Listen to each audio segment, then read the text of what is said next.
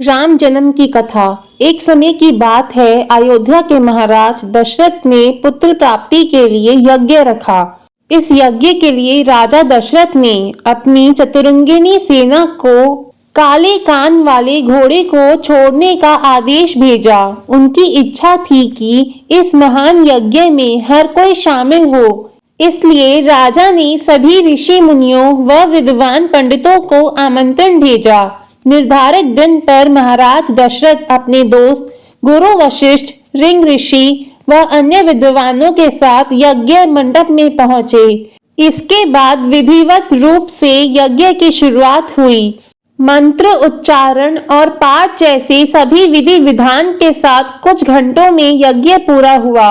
राजा दशरथ ने फिर सभी ब्राह्मणों, विद्वानों व अतिथियों को उपहार में धन और गाय आदि देकर आदर पूर्वक विदा किया।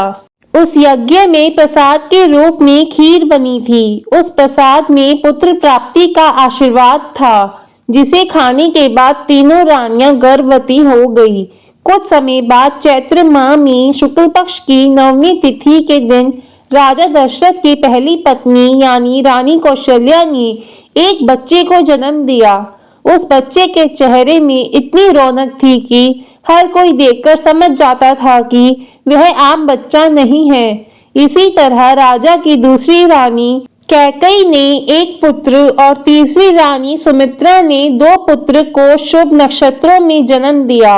राजा दशरथ का महल और नगर 4 पुत्रों के जन्म से खिलखिला उठा। चारों तरफ आनंद और जश्न का माहौल था। पूरी प्रजा खुशी से गा व झूम रही थी। इस खुशी को देखकर देवता भी फूलों की वर्षा करने लगे।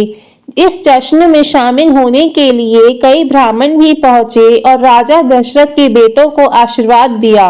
खुशी से झूम रहे राजा दशरथ ने ब्राह्मणों को खूब दान दिया।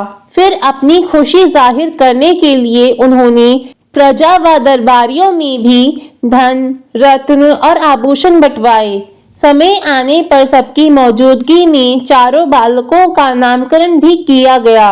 महर्षि वशिष्ठ ने उनका नाम रामचंद्र, भरत, लक्ष्मण और शत्रुघ्न रखा। वक्त बीतता गया और धीरे धीरे ये चारों बालक बड़े हुए। इन चारों में राम अपने तेजस्वी गुणों के कारण प्रजा को अधिक प्रिय लगने लगे। अपने प्रतिभा के चलते वो कम उम्र में ही सभी विषयों में महारत हासिल कर चुके थे। राम में सभी गुण थे, चाहे शस्त्र चलाने की बात हो या हाथी व घोड़े की सवारी, हर चीज में वो अव्वल थे।